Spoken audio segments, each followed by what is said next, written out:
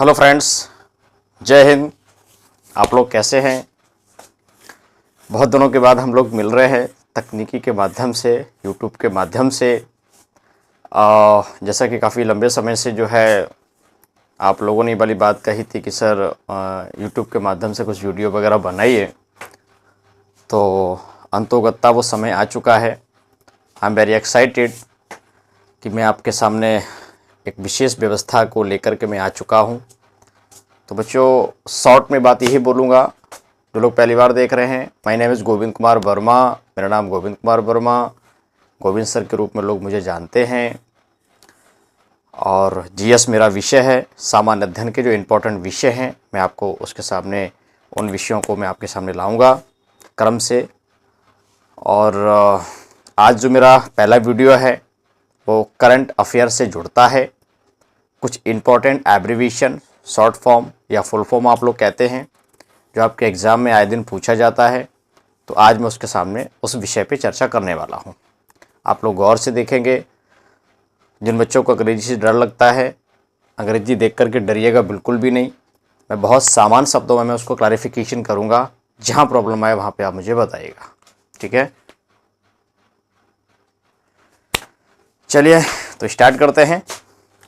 बच्चों, पहला एक शब्द है, मैंने बोला है कि एब्रीविएशन शॉर्ट फॉर्म पे हम लोग बात करने वाले हैं। तो बहुत ध्यान से, बहुत कंसंट्रेशन से हम लोग जुड़ेंगे, समय बर्बाद बिल्कुल भी नहीं करेंगे। कंसंट्रेशन हम लोग देखते हैं। Okay, thank you. चलिए देखते हैं बच्चों, पहला वर्ड हमारा क्या है?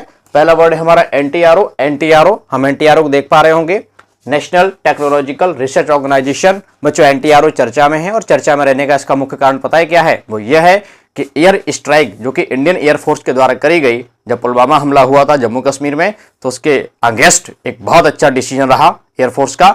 सल्यूट करना चाहिए हमें एयरफोर्स को। तो वहां पे एक शब्द ये चर्चा में आया था, क्योंकि एनटीआरओ वही वर्ड है जिसने ये वेरीफाई किया है। एनटीआरओ एक ऑर्गेनाइजेशन, एक संगठन है जिसने वेरीफाई किया है कि बालाकोट में 300 मोबाइल सक्रिय थे, एक्टिव थे। इस बात के प्रमाण हैं कि एयर स्ट्राइक जो की गई है उसमें वहां पे जो आतंकवादी हैं प्रमाणित रूप से मारे गए हैं। ये एनटीआरओ का आंकड़ा है। बात एनटीआरओ की करें, मैं शॉर्ट में आपको इसके बारे में बता दूं बच्चों कि एनटीआरओ जो है ना, एक ऑर्गेनाइजेशन, एक संगठन है और एनटीआरओ एनएसए के अधीन काम करता है। बात एनएसए की करें, नेशनल सिक्योरिटी एडवाइजर, माने अजीत डोभाल जी इस समय है, एनएसए के अधीन ये काम करता है। एनटीआरओ टेक्निकल है और प्रधानमंत्री ऑफिस माने पीएमओ ऑफिस को सीधे तौर पर रिपोर्ट करता है। अगला देखते हैं बच्चों, मैंने लिखा हुआ है FSSAI माने food and safety standard authority of India. आराम से देखिएगा, food and safety standard authority of India भारतीय खाद्य सुरक्षा मानक प्राधिकरण एक संगठन है जिसकी स्थापना 2011 में हुई थी। मुख्यालय नई दिल्ली में इसका, आई रिपीट, मुख्यालय नई दिल्ली में इसका। और ये चर्चा में क्यों है बच्चों, तो मैं आपको बता दूं, इस संगठन ने, जो खाद्य संगठन है, इस संगठन ने सरकार को सिफारिश करी कि बच्चों की जो मॉर्निंग में प्रेयर होती है, सुबह 7-8 बजे जो प्रेयर होती है, उसका समय बदल करके 11 से 1 बजे के मध्य कर दिया जाए, जिससे बच्चों में होने वाली विटामिन डी की कमी, आई रिपीट, ध्यान से सुनेंगे, विटामिन डी की कमी नहीं होगी। क्योंकि 11 बजे से लेकर 1 बजे के मध्य में यदि दोपहर में वो एक्सरसाइज कराई जाएगी या प्रेयर कराई जाएगी, तो जब उनकी त्वचा से, जब सीधे तौर पे स्किन पे जब धूप पड़ेगी तो विटामिन डी का निर्माण होगा और निश्चित रूप से उनको जो है इस बीमारी माने रिकेट्स माने सूखा रोग आदि से लाभ मिलेगा। बच्चों, विटामिन डी की बात कर रहे हैं, कैल्सीफेरॉल उसका रासायनिक नाम है, ये हमें नहीं भूलना चाहिए विटामिन डी का। UNEP, united nation environment programme, UNEP का मुख्यालय नैरोबी केन्या में है। इंपॉर्टेंट संगठन है, 1972 में संगठन बना था। यूएनओ के अधीन एक ऐसी संस्था है जो पर्यावरण को हानि पहुंचाने वाले कारकों के विरुद्ध अपनी रिपोर्ट जारी करता है। और बात यूनेप की करें तो एनवायरमेंट इकोनॉमिक एक आउटलुक जारी किया गया, रिपोर्ट जारी करी गई है यूनेप के द्वारा। और उसमें इस बात को कहा गया है कि पूरे विश्व में जो कुल मौतें हो रही हैं, उनमें से कुल मौतों का 1/4 माने 1/4 हिस्सा प्रदूषण माने पॉल्यूशन के कारण से हो रहा है, एनवायरमेंट पॉल्यूशन के कारण से हो रहा है। ये जो रिपोर्ट जारी करी गई है। बच्चों, मैं एक रिपोर्ट आपको यहां पे बता दूं, अभी हाल ही में एक आंकड़ा आया है कि यूनेप का एक विशेष प्रकार से एक सभा, पर्यावरणीय सभा का आयोजन होने वाला था नैरोबी केन्या में, वो रद्द कर दिया गया है। क्यों रद्द कर दिया गया है? ये बड़ी समझने वाली बात है प्यारे बच्चों। उसका रीजन यह है कि इथियोपिया की राजधानी आदिस अबाबा में, आई रिपीट, इथियोपिया की राजधानी आदिस अबाबा में विमान दुर्घटना एक हुई है जिसमें 195 लोगों का निधन हो गया है विमान दुर्घटना होने के कारण। और उस विमान दुर्घटना में यूनेप के उस पर्यावरणीय जो सभा होने वाली थी उसमें 17 से 18 लोग यात्रा कर रहे थे जिन्हें नैरोबी केन्या पहुंचना था, पर दुर्भाग्य से वहां पे वो नहीं पहुंच पाए। इस बात को ध्यान रखेंगे। आगे देखते हैं। ओआईसी बच्चों का ऑर्गेनाइजेशन है, ऑर्गेनाइजेशन ऑफ इस्लामिक कोऑपरेशन, ठीक है। जेद्दा सऊदी अरब में इसका मुख्यालय है, जेद्दा सऊदी अरब में इसका मुख्यालय है, इस्लामिक ऑर्गेनाइजेशन है। और बात इसकी अगर हम करें तो बच्चों इसकी स्थापना 1969 में हुई थी, 1969 में हुई थी और 1969 में इसकी स्थापना हुई। और मैं आपको विशेष बात बता दूं कि भारत के लिए बड़े गर्व की बात है कि गेस्ट ऑफ ऑनर के तौर पे भारत को इसमें पहली बार बुलाया गया था। भारत की विदेश मंत्री सुषमा स्वराज जी 1 मार्च 2019 को इसमें शामिल होने के लिए गई, ये बात हमें नहीं भूलना चाहिए। और ये जो मीटिंग इसकी हुई थी वो हुई थी कहां पे? यूएई, संयुक्त अरब अमीरात, यूएई के अबू धाबी में ये मीटिंग हुई थी, हमें ये नहीं भूलना चाहिए। अगली बात करते हैं बच्चों। www काफी जनरल वर्ड है, हम लोग अक्सर एग्जाम में सुनते रहते हैं। World wide web, I repeat, world wide web बच्चों इसको हिंदी में कहते हैं विश्व व्यापक जाल। आई रिपीट, विश्व व्यापक जाल इसे कहते हैं। बात इसकी करें तो चर्चा में क्यों है उसकी बात मैं बता दूं कि 12 मार्च 1989 को, आई रिपीट 12 मार्च 1989 को यह संगठन बना था और 12 मार्च 2019 को इस संगठन की स्थापना के 30 वर्ष पूरे हो गए। और इसकी जो स्थापना माने जो खोज करी थी इसकी, वो किसने करी थी? Tim Berners-Lee. हम लोग पढ़ते हैं टिम बर्नर्स-ली ने इसकी खोज करी थी। और बात टिम बर्नर्स-ली की करें तो कहां के थे? ब्रिटेन के थे। आगे देखते हैं बच्चों। एफपीटीपी एक टर्म है, एफटी जो लिखा है ना, एफपीटीपी टर्म है फर्स्ट पास्ट द पोस्ट। इसका संबंध इलेक्शन कमीशन से है, मान इलेक्शन की व्यवस्था से है, चुनाव की व्यवस्था से है। भारत में चुनाव का माहौल है, यह हमें नहीं भूलना चाहिए। तो हमारे यहाँ लोकसभा और विधानसभा में जो पद्धति का प्रयोग होता है, माने जो सामान्य बहुमत की प्रणाली है, उसे ही हम टेक्निकली ये बोलते हैं। और सामान्य बहुमत की प्रणाली का हमें पता है बच्चों कि 50+1 माने जिसको ज्यादा वोट मिलते हैं हम उसे विजेता घोषित करते हैं, माने उसको हम सांसद या विधायक के तौर पे नियुक्त करते हैं। DRDO, defence research development organisation, एक इंपॉर्टेंट संगठन, स्थापना 1958 में हुई, ठीक है। जी सतीश रेड्डी इसके अध्यक्ष है, वर्तमान में जी सतीश रेड्डी इसके अध्यक्ष है। 1958 में स्थापना। बच्चों मुख्यालय का है नई दिल्ली। कहां पे? मुख्यालय नई दिल्ली में है। और बात बच्चों करें तो डीआरडीओ चर्चा में क्यों है? एक महत्वपूर्ण संगठन है, रक्षा अनुसंधान के क्षेत्र में काम करता है, रक्षा मंत्रालय के अधीन काम करता है। और डीआरडीओ अक्सर विभिन्न प्रकार की मिसाइल वगैरह होता है उसको लॉन्च करता है। तो बात उसकी अगर हम करते हैं बच्चों, तो इसने जो भी हाल ही में मैंने नीचे लिख रखा है man portable anti tank guided missile, एक मिसाइल बनाई है, लॉन्च की है। कहां पे? पोखरण रेंज राजस्थान में इसका सफल एक जो है इसको लॉन्च किया गया है। और जो कि इंडियन आर्मी के लिए विशेष तौर पे अपने दुश्मन को मारने के लिए इसका प्रयोग किया जाना है, सफल इसका प्रक्षेपण किया गया है। पोखरण, ध्यान रखिए, पोखरण आपका एक कहना चाहिए राजस्थान में जगह है, जैसलमेर जिले में पड़ता है। पोखरण 1, पोखरण 2 परमाणु अनुसंधान से ये शब्द जुड़ता है। अगली बात बच्चों लिखा हुआ है भाभा एटॉमिक रिसर्च सेंटर, बार की बात कर रहे हैं, ट्राम्बे महाराष्ट्र में इसका मुख्यालय है। और अगर हम आगे बढ़े इसमें तो BARC का जो निदेशक है मिस्टर AK मोहंती को बनाया गया है। I repeat, director AK Mohanty को बनाया गया है, ध्यान रखें। अगला टर्म देखते हैं GI। बच्चों लिखा हुआ है ज्योग्राफिकल इंडिकेशन, एक इंपॉर्टेंट व्यवस्था है, आजकल बहुत चर्चा में है। ज्योग्राफिकल इंडिकेशन का मतलब है भौगोलिक संकेतक के रूप में एक रजिस्ट्रार, भारत सरकार माने केंद्र सरकार का रजिस्ट्रार के अधीन अलग अलग क्षेत्रों में उत्पन्न होने वाली विशेष वस्तुएं हैं, खाद्य पदार्थों से जुड़ने वाली वस्तुएं हैं, उसे GI टैग दिया गया है। जैसे हम बात करें कोलकाता के रसगुल्ला की बात करें सिरसी जो कर्नाटक का है, क्षेत्र का सुपारी है, उसको दिया गया है। लेटेस्ट खबर की मैं अगर बात करूं तो अरेबिका माने कॉफी की 2 प्रजातियां, बच्चों ध्यान रखिएगा, कॉफी की 2 प्रजातियां, पहला अरेबिका होती है, दूसरी क्या होती है? रोबस्टा होती है। अरेबिका सबसे अच्छे प्रकार की कॉफी पाई जाती है, जिसका उत्पादन कर्नाटक में होता है और कर्नाटक की अरेबिका कॉफी को GI टैग दिया गया है, ये बात नहीं भूलना चाहिए। GI में मैं अपडेटेशन आपको दे दूं, GI टैग 10 वर्ष के लिए दिया जाता है। कितना? 10 वर्ष के लिए। आगे देखते हैं बच्चों, CSO सेंट्रल स्टैटिस्टिकल ऑफिस, केंद्रीय सांख्यिकी कार्यालय। केंद्रीय सांख्यिकी कार्यालय मुख्यालय नई दिल्ली में। चर्चा में रहने का कारण यह है कि इसने CPI जारी करी है, माने ये CPI जारी करता है, कस्टमर प्राइस इंडेक्स, उपभोक्ता मूल्य सूचकांक को जारी करता है, और इसका CPI जारी करने का आधार वर्ष 2010 था, जिसने हाल ही में CSO ने CPI जारी करने का वर्ष 2010 की जगह चेंज करके 2012 बना दिया है। कितना? 2012 बना दिया। रिपीट कर रहा हूं, गौर करें, एग्जाम में आएगा।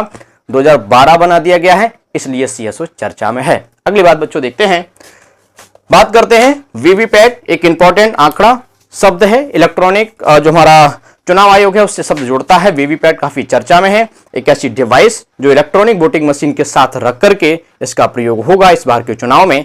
और जहां तक चुनाव की बात है तो इसमें इसका प्रयोग क्यों हो रहा है? क्योंकि लास्ट टाइम 2014 में जो आम चुनाव हुए थे लोकसभा के, ऐसे आरोप लगे थे कि बटन चाहे जो दाबिए, वोट किसी पर्टिकुलर एक पार्टी या एक सदस्य को जा रहा है। इस प्रकार के ढेर सारे आरोप लगे थे। उस आरोपों को समाप्त करने के लिए चुनाव आयोग ने बड़े स्तर पे वीवीपैट टेक्निक का प्रयोग करने का मन बनाया है।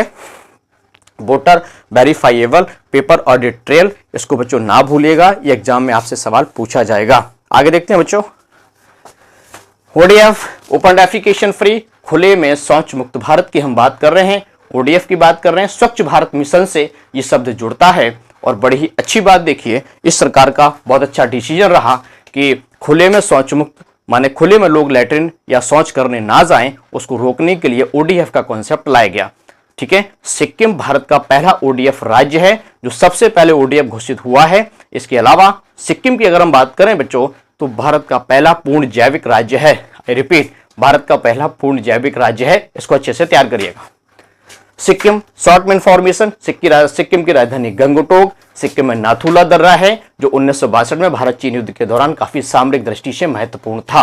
बात सिक्किम की कर रहे हैं। सिक्किम का राज्य पुष्प क्या है बच्चों? आर्किड है। और आर्किड कैसा पौधा है? आर्द्रताग्राही पौधा है। ये एक्स्ट्रा इन्फॉर्मेशन माइंड में बिठा लिए बच्चे। एक बात मैं और बता दूं, कई बार देखने में आता है जब क्लास अटेंड करता हूं, बच्चे अपने नोट्स बड़ी ही कलाकारी से कलर्ड बनाते हैं, रंग बिरंगे बनाते हैं। बच्चों कोई मायने नहीं रखता आप कैसे नोट्स बना रहे हैं, नोट्स की दी गई जानकारी जब तक यहां ब्रेन में नहीं आएगी, और जब ये ब्रेन, ध्यान रखिए, केवल ब्रेन ही आपका एग्जाम सेंटर में जाएगा, कॉपी किताब नहीं जाएगी। तो try to understand every topic, जो भी आप पढ़ रहे हैं उसको ध्यान से ब्रेन में बैठा लिए। इसलिए मैं आपको फोकस देके इस बात को कह रहा हूं, आप मेमोरी शार्प करिए, टेंशन खत्म करिए। जिंदगी में बहुत कुछ करना बाकी है अभी, उसके लिए ज्यादा परेशान नहीं होना है। ईमानदारी से अपने आप को प्रूफ करिए। आगे देखते हैं बच्चों, SBM स्वच्छ भारत मिशन।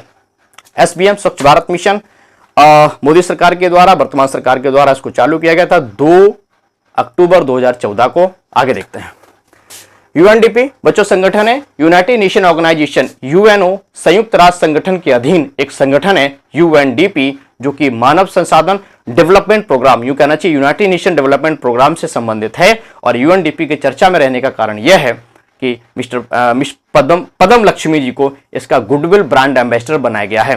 पदम लक्ष्मी भारतीय अमेरिकी महिला हैं, इन्हें इसका ब्रांड एम्बेसडर बनाया गया है UNDP का। ध्यान रखिए बच्चों, बात UNO की कर रहे हैं। यूनाइटेड नेशन ऑर्गेनाइजेशन स्थापना 24 अक्टूबर 1945 को हुई थी, ये बात ध्यान में रखिएगा।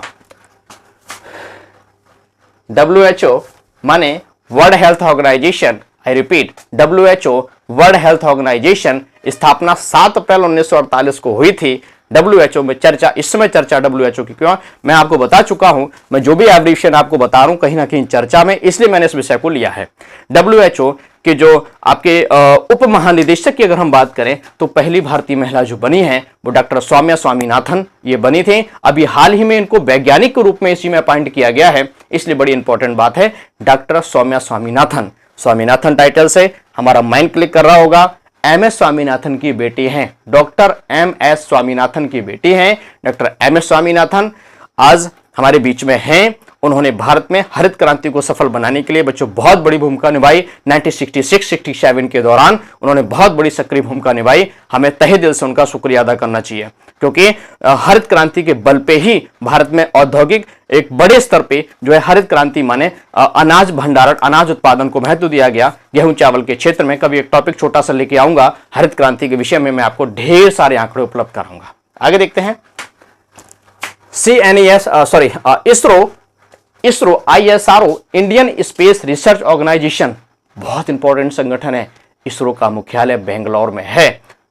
इसरो का मुख्यालय बेंगलोर कर्नाटक में है। इसरो की स्थापना कब हुई है बच्चों? 1969 में हुई है। इसरो के अध्यक्ष कौन है? के सिवान है। कौन है बच्चों? के सिवान है। आई रिपीट, गौर करेंगे, के सिवान है। बात इसरो की करें तो इसरो ने और CNES जो संगठन है वो आपका national centre for space studies, एक इंपॉर्टेंट संगठन, फ्रांस का अंतरिक्ष से संबंधित संगठन है। फ्रांस का अंतरिक्ष संगठन, फ्रांस की अंतरिक्ष एजेंसी, दोनों ने मिलकर के सामुद्रिक समझौते के लिए सहमति बनाई है, रणनीति बनाई है। इसलिए दोनों ही संगठन चर्चा में है, इसे ध्यान रखिएगा।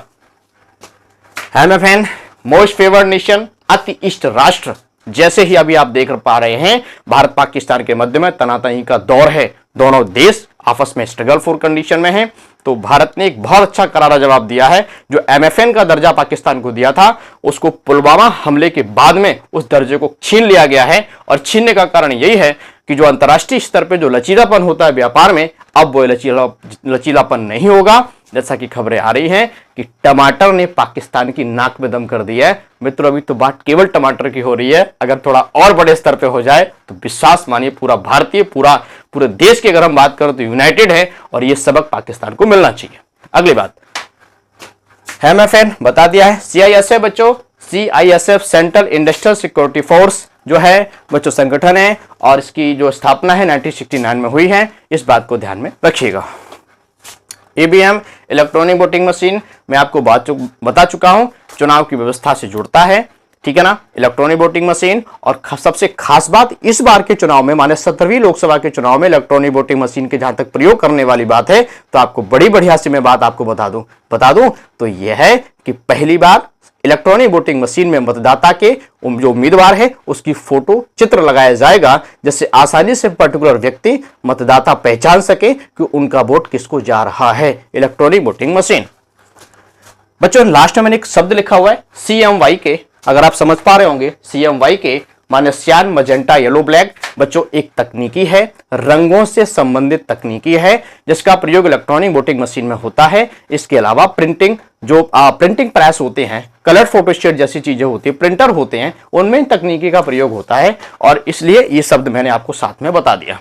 तो बच्चों आज का एब्रिविएशन था, फुल फॉर्म संक्षेप था, वो मैंने आपको बता दिया। वीडियो समाप्ति की ओर है। मेरा आपसे यही कहना है, आपने अगर पूरा इसको देखा है, आपको समझ में आया है, तो मेरे चैनल को, उत्कर्ष विजन यूट्यूब चैनल को don't forget to subscribe it. इसको बच्चों जरूर सब्सक्राइब करिएगा, इसको शेयर, लाइक, कमेंट जरूर करिएगा। आपके जो भी विचार हों, इसके जो विचार आएंगे ना, वो विचार सीधे तौर पे मुझे इस बात के लिए प्रमोट करेंगे कि नेक्स्ट वीडियो में बनाऊं और किस विषय पे बनाऊं। लेकिन हाँ, ये जरूर है करंट अफेयर पे मैं वेटेज ज्यादा दूंगा, क्योंकि फिलहाल कंपटीशन की ये डिमांड है। थैंक यू, जय हिंद।